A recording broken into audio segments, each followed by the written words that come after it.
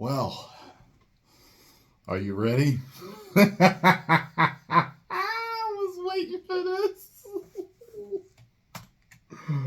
Oh boy. Let's get it.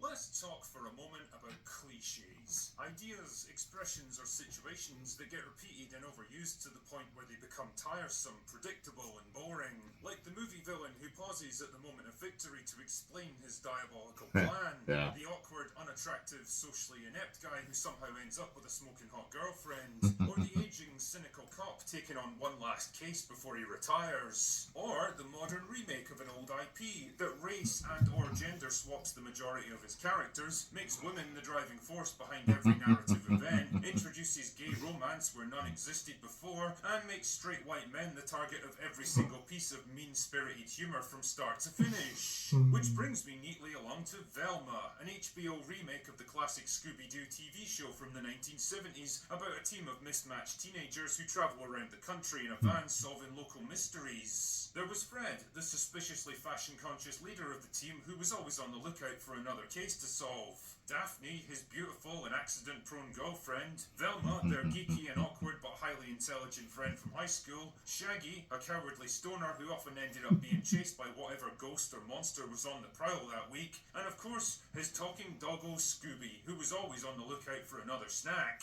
Yeah, don't think too much about it, just go along with it. It was a show that I could best describe as light-hearted, campy, and well-meaning fun, with a neat and surprisingly wholesome message about the value of friendship, people from different backgrounds working together, and the importance of logical thinking and looking beyond the obvious to see the truth of a situation. Now, allow me to transport you into the horrifying nightmare that is modern entertainment, with the release of Velma, a kind of high school drama and theoretical comedy about the origins of the mystery team, and if you look closely, you may notice a few subtle differences from the original show, like the fact that Velma is now an acid-tongued, race-swapped lesbian, Daphne is now a bitchy mean girl and half-Asian drug dealer living with her two mums.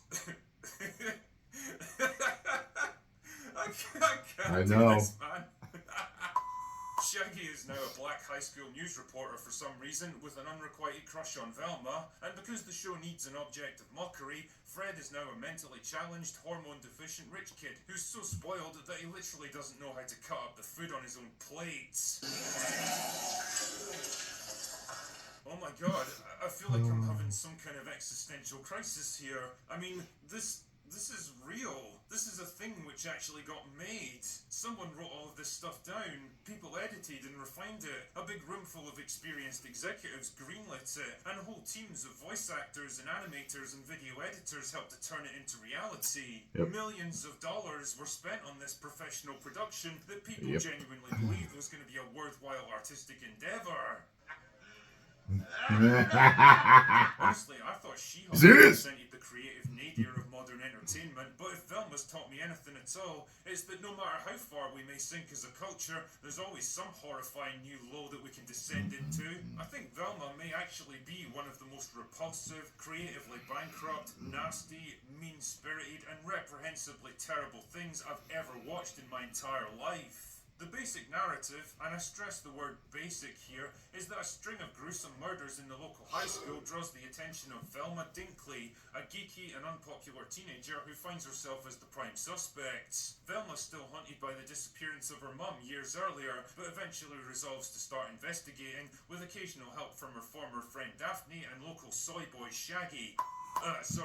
Norville. The trail seems to lead to Fred Jones, the local rich kid who has both a motive and an unpredictable personality to back it up. But was he really responsible for the murders, or is there something else at work here? Clearly the intention with Velma was to delve more deeply into the relationships and personalities of these characters, giving us more of an insight into who they are when they're not driving around solving mysteries and what actually brought them together in the first place. I mean, I can't say I ever really cared to delve deeper into the personal lives of people like Fred and Daphne, but here we are. And of course, all the usual tropes of the teen drama are present and correct. The high school cliques, the tension between girls of different social standing, the relationship woes and the unrequited crushes, the troubled home lives, the divorces and the abusive parents and the unconventional family units. It's all populated by a cast of charmless, self-absorbed, neurotic, trite, unlikable morons who all talk and act like just walked off the set of a Marvel movie, and compounded by dated references and lame attempts at observational humour of the horror genre, that movies like Scream did far better 25 years ago. And of course, it's a modern animated show, so naturally it has to be hammered home by the same soulless, generic Cal Arts animation style that pretty much everything relies on these days. Honestly, if you told me that most of these shows were simply produced by an AI, then I would absolutely believe you. Like I say, it's a show which pretty much embodies every negative stereotype and cliche of the modern remake, like the pointless race swapping. Man, it's a total mystery why lead writer Mindy Kaling chose to make Velma Indian, the lame attempts at snarky observational MCU-style humour, the overuse of gay romance, and the constant attempts to work in cultural references that became dated about 5 minutes after they happened. And what's truly baffling about this show is that it tries to wrap all this stuff up in what it believes is a package of ironic, self-aware, postmodern humour. You can't spend half your time criticising the tropes of storytelling while embodying the very cliches of modern remakes that people are so sick and tired of. Now, all of this would be bad enough, resulting in simply another forgettable remake of something far more popular, but the thing that really struck me about Velma is the sheer bitterness and hatred that seems to radiate from it. You really get the sense that this is some kind of emotional colonic irrigation for the writers, like you're witnessing a whole lifetime's worth of petty resentments, jealousy, personal grudges, and bitter regrets being vomited up onto the screen in front of you. I don't know if they had a really tough time in high school or something, but I can't shake the feeling that the whole thing is some kind of coping session against anyone who was more rich, more successful, more popular, or more attractive than them.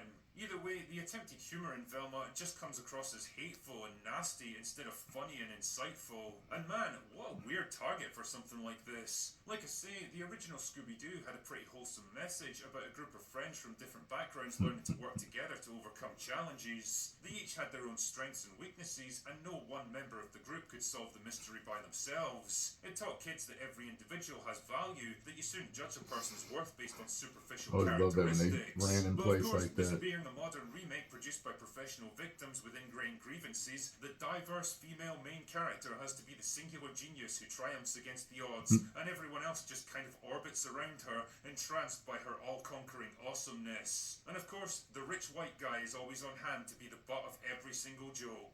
Now, you might be wondering if I'm going to watch the rest of this season so I can give it a fuller review by the end, and the answer to that is no. Fuck off! Velma isn't worth even a moment more of my time, or anyone else's for that matter. It's a pointless dumpster fire of a show that deserves to be consigned to the ash heap of history as quickly as possible. So do yourself a favour and watch something far more rewarding, like paint drying.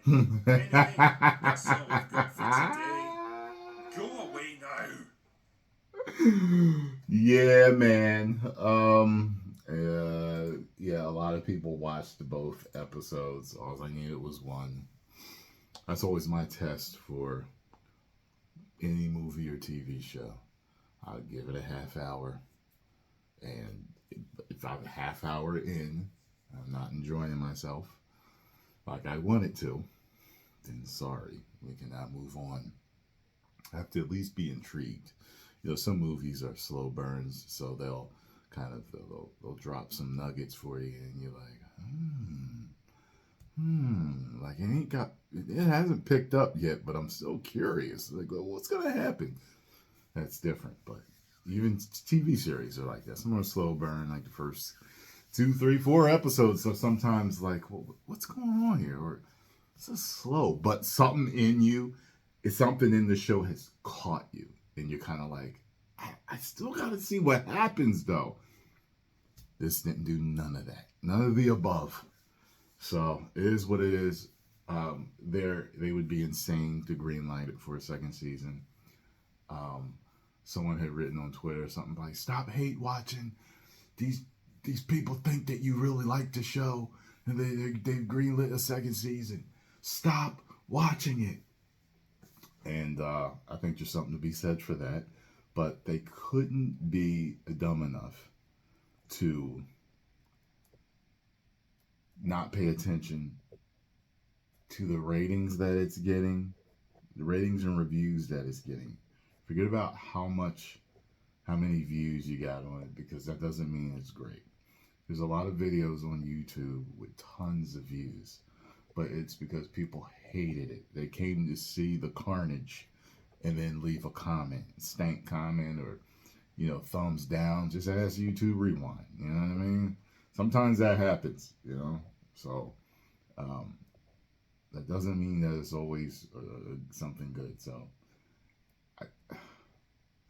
like with everything that's going on, I highly doubt we'll still get the second season. Like I can't see board members doing that. Like people hate it. They're hate watching. You don't understand. Like don't make another one. Make something. If you're gonna do a second season, you better go back to everything we know and love about it. But whatever. Who am I? I'm just a fan. Post comments down below. Let me know what y'all thought. If you enjoyed my reaction to what the drinker had to say, make sure you hit the like button, subscribe, and share. And subscribe to the Drink Air. That rhymed hate to play at the game. Bars! 10 million subscribers. Woo!